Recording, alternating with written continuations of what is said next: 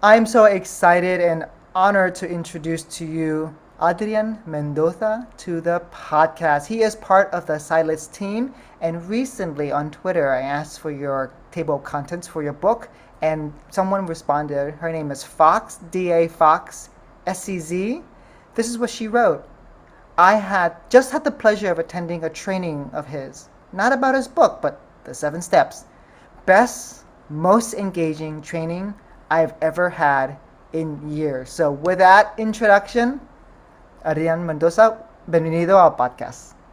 Hello, Tan. How's everybody? So yes, I saw actually that tweet. Okay, and then you sent me a text message, and I was like, okay, so let me send you first. Make sure that you get the table of contents. And now that we're doing this like professional development with the 7 steps, it was just an honor to get to see that on Twitter to cheer this out. So yes, now you have the table of contents. Now we can have this conversation, but we also know how the impact that we're having with other teachers in different places. That's something. It was just amazing to get to see that and to collaborate with you everybody. Well, that's an affirmation of affirmations. So, can you please briefly tell us a story about how you spend your days, where you spend your days, and your proudest professional achievement? Okay, so good. Now, where do I spend my days and how do I spend my days? First, I'm going to start like with something like a personal. So a couple of years ago, with the pandemic, my healthy habits were not as good as I was. Yeah, they were just not good at all. So now I'm going to be referring to the book Small Moves, Big Gains, which was not out yet from Nancy Motley, but I started to make like some small moves in my life. Okay, just changing some habits and like I'm just gonna start like running. So I started doing some little things. I lost some weight, but also my mindset of like I started recognizing that I can do different things. So with those small things, I actually moved countries in the last year from living in the United States to living in Mexico. Okay, so now I live in Mexico. I still work with Sally's Education. So I go back and forth, travel back and forth. It's been I can say I'm very lucky in being able to do that because I get to get the best from two different countries, from two different cultures, and that's just yes, I'm just lucky to do that. Did that respond to the question? Yeah, where are you? Okay, so I'm in Monterrey, Mexico. So it's north of Mexico, very close to Laredo, Texas. People that are in the United States, there's where I'm at. It only takes you 2 hours to get from Monterrey to Texas. So, Yes. what's your proudest professional achievement? Okay, so I think just working with Silence Education, being part of this amazing team of, and I would like to call them one or two of them, but this is a big team, and I will not call on everybody. I will just say John Silence team, and yes, so working with them, and yes, having the pleasure to work with them to collaborate to do the teaching math to ELs, to write it with Tina Bean, and not just with her, but just with this amazing team. I think that's what I'm proudest of. And also, I will say that we wrote this book, but I started writing this in Spanish, and then we're changing something in English. So just writing a book using my second language is something I'm also proud of because it was a challenge. So at first I was thinking one thing, writing in different ways, but writing a book in a second language, that's something we should be proud of. Multilingualism and multiculturalism is something that we should be proud of. These are assets that we should honor in our students and our colleagues, and you are the epitome of what we want our students to be like in the future, to be multicultural, to be multilingual. John Seidlitz and the team should also to have you writing that book in Spanish because there are also teachers who also read in Spanish, and then you could share that book as well. So that's another idea. And thank you for that. Yeah, and that's something like we're already here in Spanish, and it took us some time. Like we're not there yet. It took us time to get this book out, and at some point, let's say we thought let's first get it out in English, and then now that we have all this produced in Spanish, now we can start thinking on that. But that's part of the plan. But thank you for pushing on that, Tan. I And appreciate that. and I know that your presentations are also in Spanish. You offer them in español también. Yes, with usually with teaching materials and toma la palabra from Dr. Monica Lara. Yeah, and that's a strong like toma la palabra, si se puede. So yes, we transfer everything that we do in English to Spanish and si se puede. Dr. Lara has been on the podcast before, and people have loved her podcast. Her energy is unparalleled. La mera, la jefa, Dr. Monica Lara. Yes, she's La jefa, amazing. la reina. Esa es la doctora Lara. Can you tell us a story about teaching that has influenced your practice to this day? Okay, so a story. Okay, real quick, people ask me like, Adrian, were you in the classroom? Were you teaching? What was the best thing that happened? And now, usually, my common response, yes. I used to teach fifth grade, sixth grade math and science, and I'll tell everybody that my best year ever was my second year. Okay, you know how you get started your first year, and then you said, the second year is gonna get super awesome. Well, my second year, okay, was my worst year as far as teaching. I made all the mistakes. You know how you get started with all this support from everybody, and then they say, "Yeah, now you're by yourself." And then by myself, I didn't have any like warm-ups. I didn't have any like routines. I was passing out papers while students were like just talking, and I was like, "Oh my." Okay, so I think just having that mindset that from that year is where I was like, Adrian, I talked to myself, Adrian, I need to start changing something. If I want to continue in education, I need to start making some changes, some routines. And I think from every single experience from that second year, I always think like, what can I do different? And every time I go now and support other teachers, I'm like, where was Adrian in that second year? Okay, what is one little thing that I can provide and support for those teachers? Because now we work as coaches. I enjoy going also back into the classroom, but everything goes back to my second year where I made all the mistakes possible. Any mistake that you can think about, I did those ones. And I think I'm still doing mistakes, by the way. And if we're not doing mistakes as we teach, we're not getting better. And so mistakes are our way. This is how we grow, right? Mm-hmm. Yes. There you go. And that's why it's my second year, full of mistakes, lots of learning. Full of learning, yes. You mentioned the book. Every book has a seed. What was the seed for this book? Okay, good. So when I started actually in San Marcos, Texas, teaching math, at some point talking to my principal, Nikki Koniki, she's amazing in San Marcos in Travis Elementary. She did mention Adrian at some point doing professional development. We gotta start sharing this out. So I started doing my own professional development. Okay, at some points I went to different places. One of the places where I went was Region 13, where I met Anna Matis, and she was working there before she moved to Salis Education, and I did these math trainings with her with Region 13. And at some point she said, yeah, we gotta start sharing this out. So we talked about creating a book. For me, it was like, do I get to do a book for this?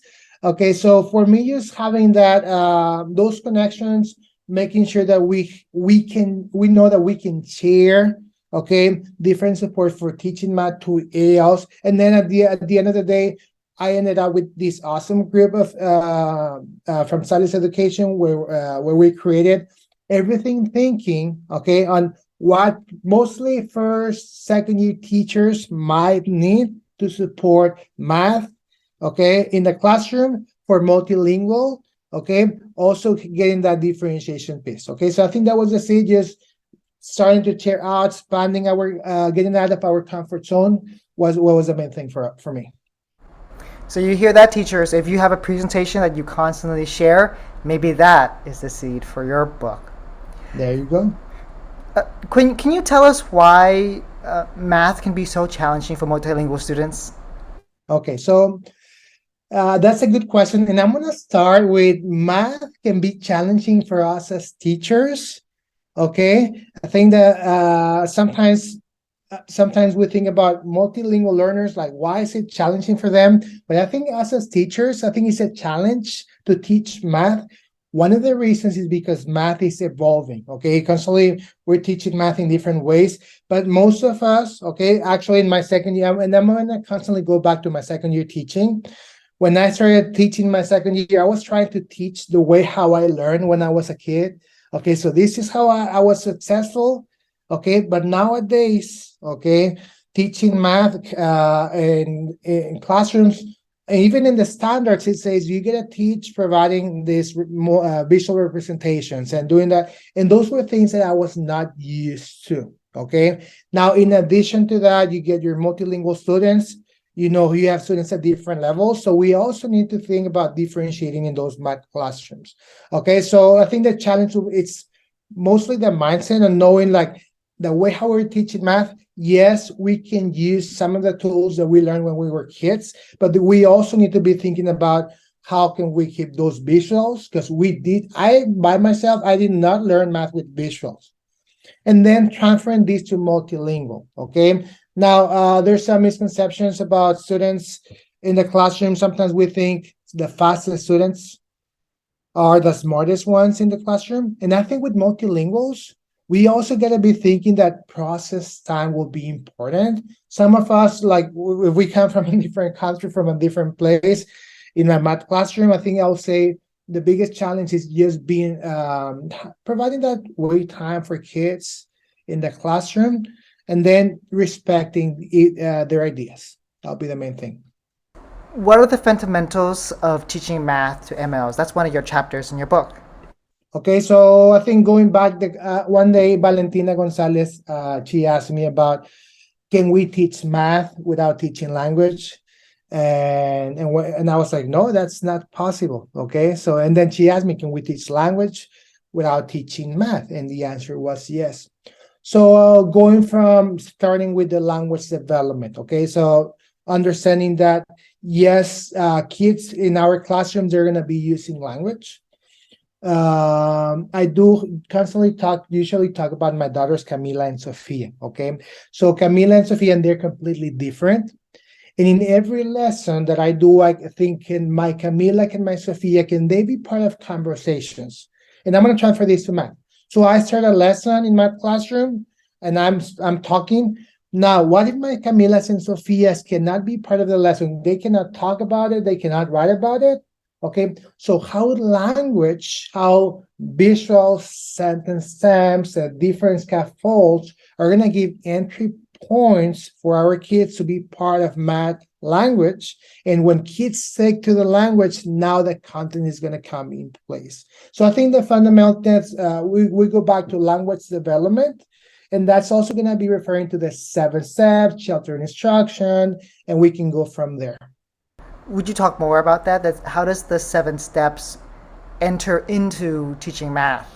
So 7 steps. One day, as an instructional coach, my quick story, Pam Thomas, she was a principal of one of the campuses where I was working at Bowie in San Marcos. So she said, Adrian, you're a math instructional coach. And she said, can you go and coach my teachers? But she said, can you teach all content areas, not just math? And I was like, I'm the math expert. And she said, no, you can do any other. And I was like, why? But she showed me, she provided me the 7 steps book. And then I realized, and she said, these are the practices that you are doing in the classroom. So those are just structures that you're putting in place to make sure students use language in math classrooms. But if you can do that in a math classroom, you can do it everywhere. So with the 7 steps, yes, we have some structure routines.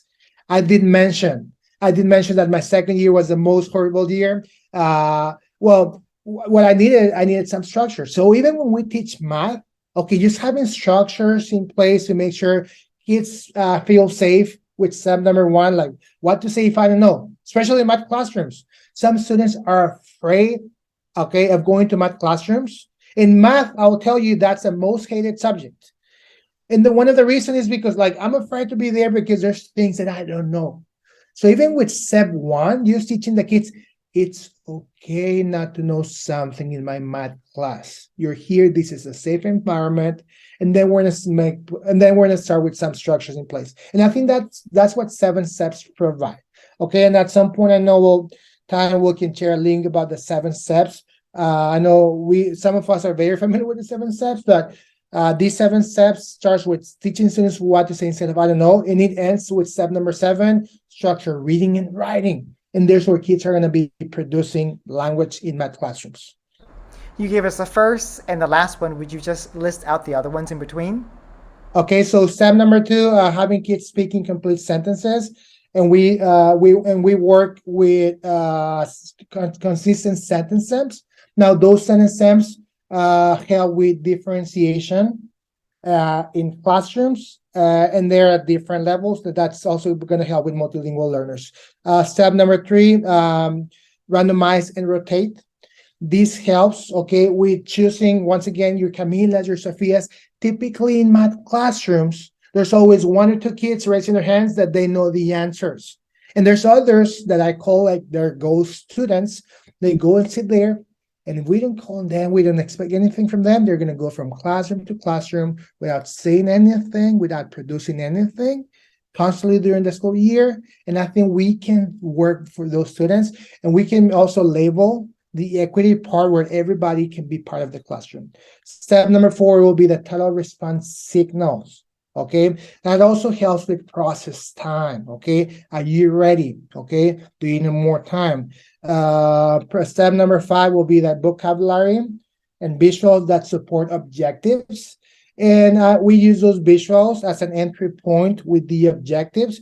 Also, those objectives help to measure when kids are successful at the end of the classroom. So today I'm going to learn about this. These are your visuals. If you can do this, you are successful in my classroom. After that, step number 6 will be the structured conversations. Blah, blah, blah, blah. The more the kids can talk, the better they're going to be reading and writing and understanding the content, which is going to be step number 7, which is structured reading and writing. I guess this is why you said that if you can teach math language, then you can teach the language in every content, because these are things are applicable to all content areas. So let's set the stage for math. How do we do that?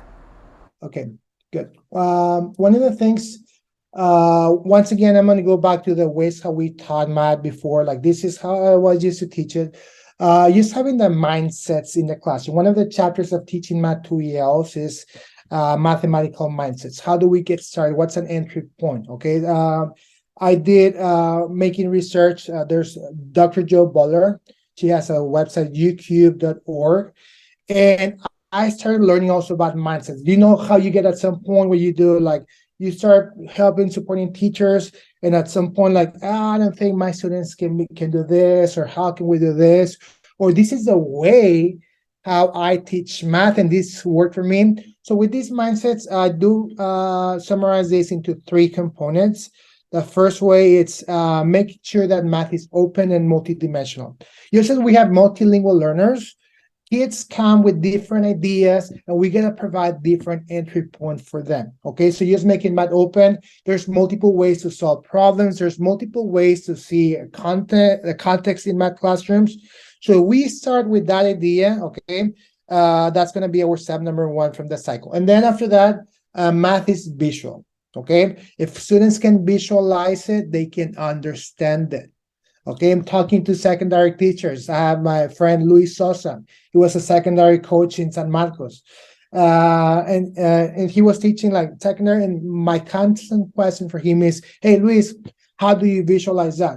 And that makes us think like, I don't know. And then we also, as teachers, that also make us think, okay, so I don't know what's a visual, but I can start thinking about it. And that led us into conversations, which is step number 3 from the cycle. Okay, so math is open, which is number 1.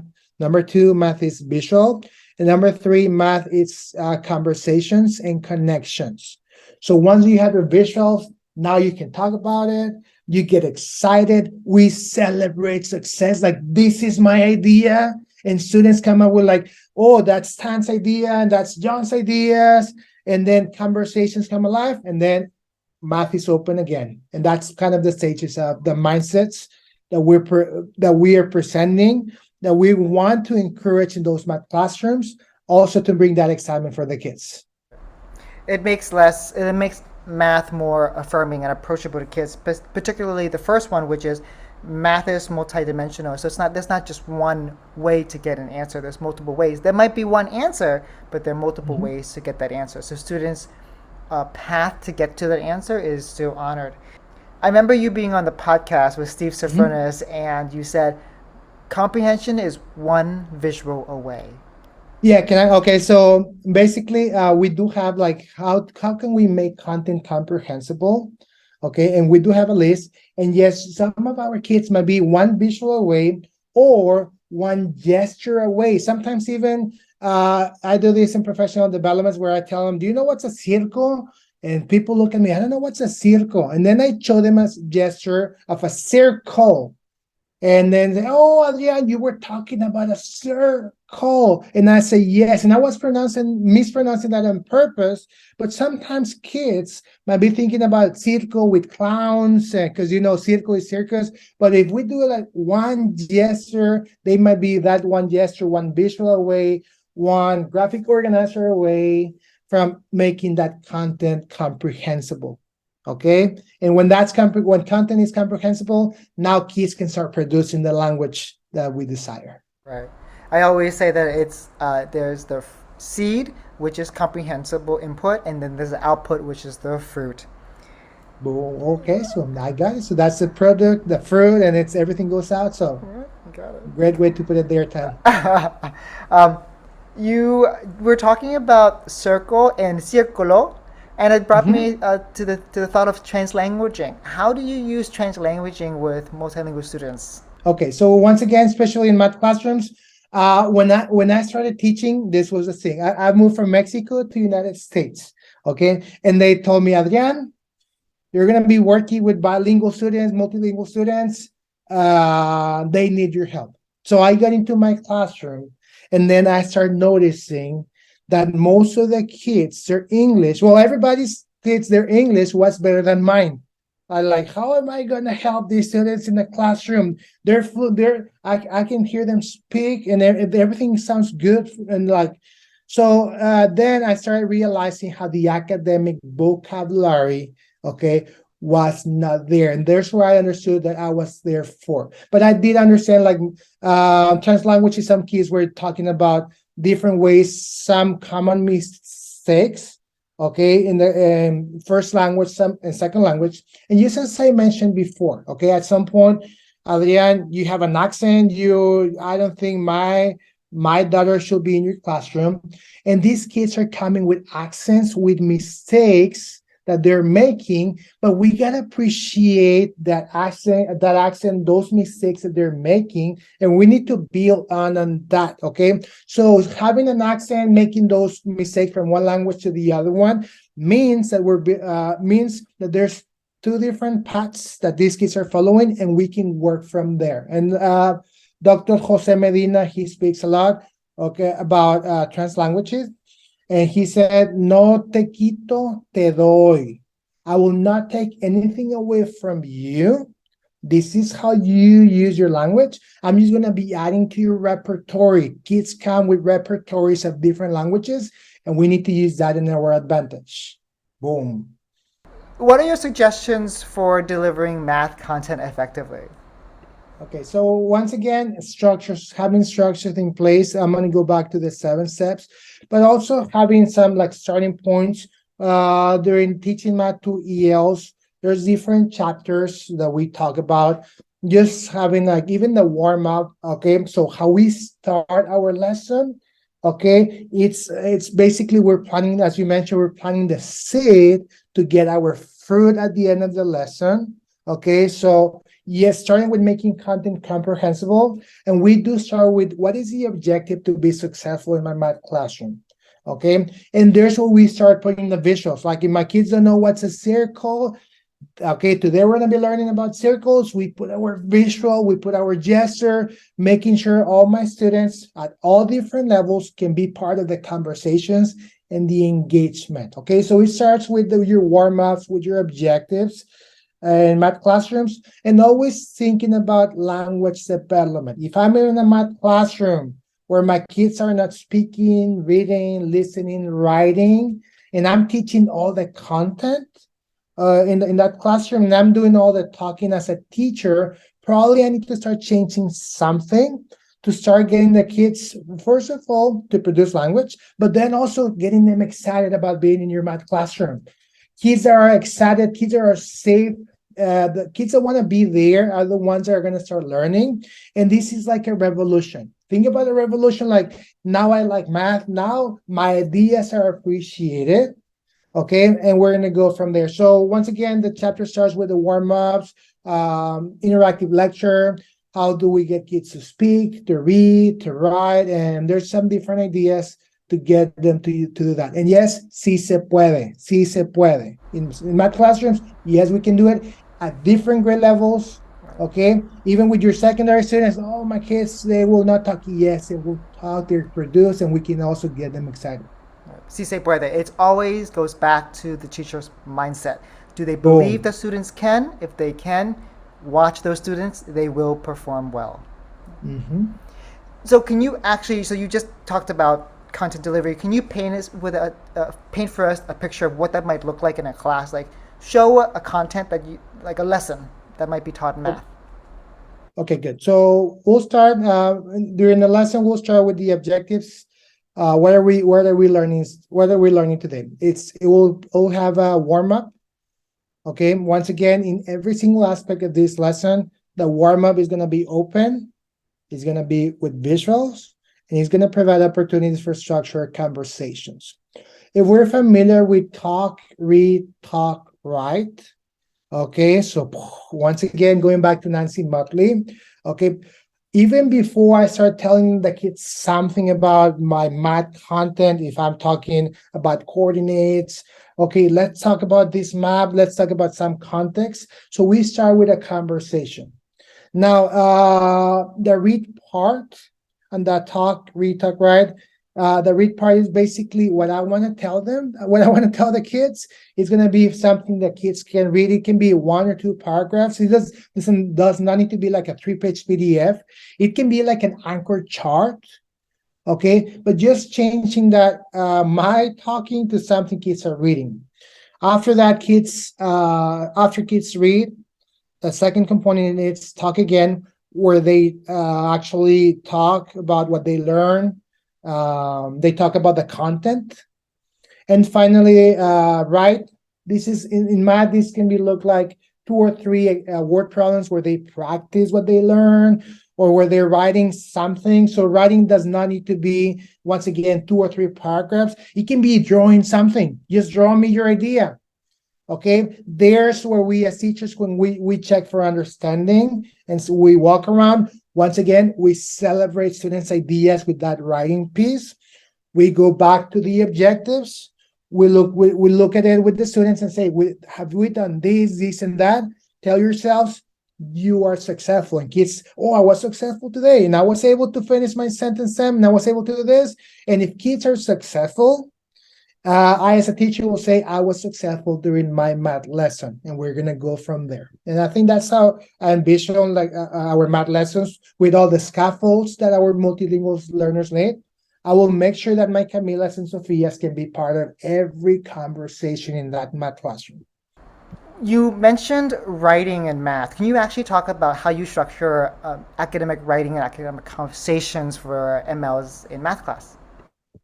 Yes, we do have a section on in the math book about academic writing, and we also talk about the 7 steps, which this is a last step number 7. Now 7 steps can go, you don't need to go in order every time, but at some point, if we start covering all the steps, the writing will be it will be the product of kids actually reading, talking, listening in the classroom. Now writing starts with some sentence stems in the classroom, which I also mentioned before. those also help with differentiation. Some kids will start with simple sentences, writing something, and that's okay. Once again, writing can also be something where kids are drawing something that counts as writing. And then there's some structures that we have, like the roving paragraph, where we start with one visual, we ask kids to talk, they start writing one sentence, and then kids share ideas, and we build paragraphs, okay, with starting with only one idea. Okay, we also have like tales from a graph. Like, yes, we talk about graphs, and when we put those tales of a graph, kids start talking, writing about those tales of a graph, and we go from there. So there's some ideas about how we can do writing. I didn't put all the ideas on the math book, but there's lots of books. And yes, everything, once again, as you mentioned, Tan, everything starts with the mindset. Once again, if I, as a teacher, said, "Oh, my kids cannot write," I think that's going to be a challenge for the kids. But if we can set up that expectation, putting that scaffold in the classroom, yes, they can write. Yes, they can write, and they can use that to share their ideas, to communicate. And once again, share math love, because math should not be a most hated subject. We need to start this revolution about, yes, in math classroom, we share, we write, we communicate, and we get excited. And getting excited is because they feel successful, and all the things you're doing help students feel successful.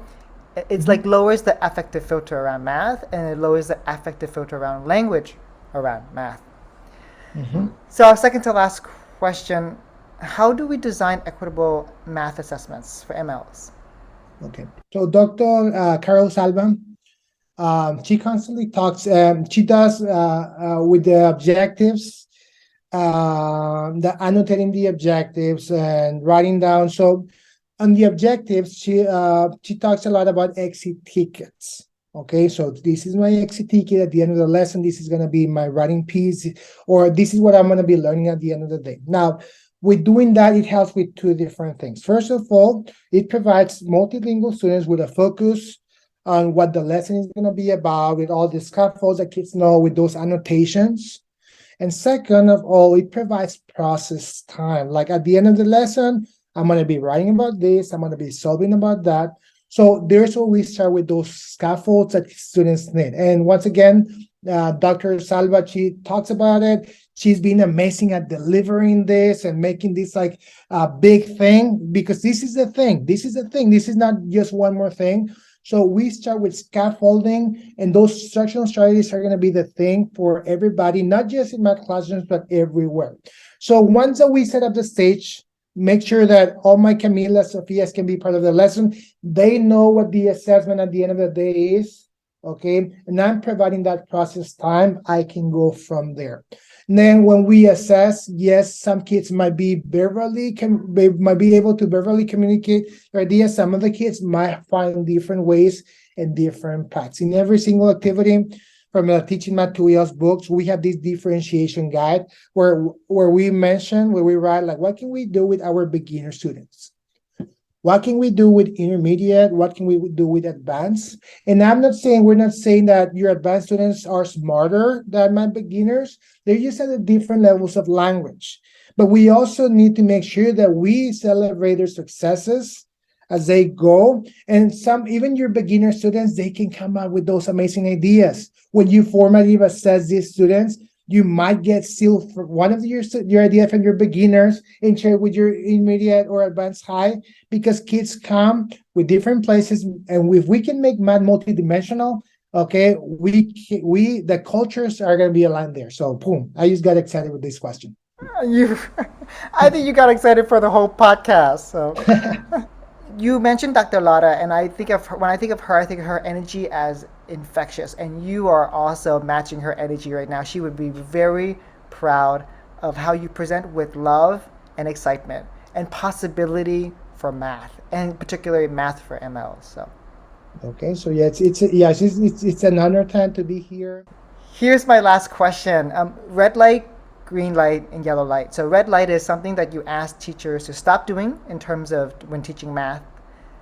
Yellow light is something to tell them to keep doing, and green light is to start doing in terms of math. What would they be? These are very quick responses. Okay, boom. So red light, make sure We don't celebrate kids being super fast in math classrooms. Process is more important than the answers. Okay, so that's my red light. Yellow light, please keep celebrating successes, even small successes in math classrooms. Keep celebrating those ones. And from students' mistakes, there's always a logic in every single mistake. So celebrate actually those mistakes as well. Green light, start doing. Okay, and now what we're gonna start doing, we're gonna start producing language, making sure kids can talk, read, listen, write in math classrooms. So let's start doing that. And once again, keep that excitement for the kids in math classrooms. Well, our friend on Twitter, her name is again Fox DA Sex FESEC. No wonder she said that your training has been the most engaging she's ever been in for years. So you've lived up to that reputation, Adrian Mendoza. Thank you. Muchas gracias. Muchas gracias, Tam. You're amazing. Keep it up. And I'm so happy to be here. Thank you. Appreciate it. Gracias.